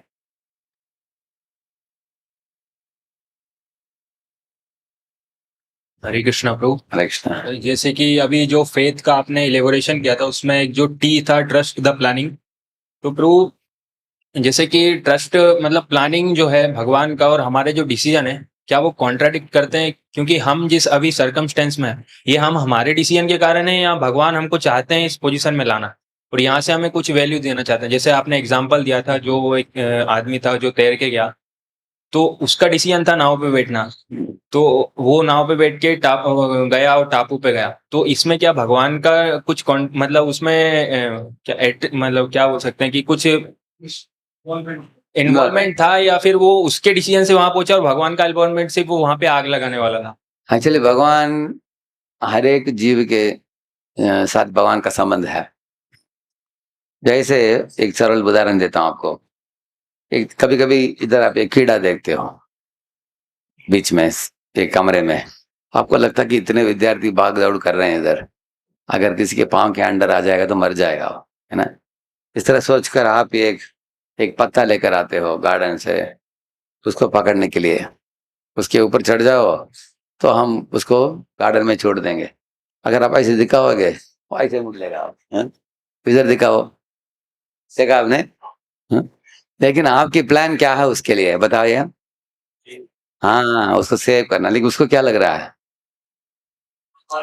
हाँ, ये पकड़ कर मारेगा मुझे, उसका गलत धारणा है, ऐसे करेक्ट है ना। इस तरह भगवान भी जो भी हमारे जीवन में प्लान करते हैं हमारे लिए अच्छाई के लिए करते हैं वो।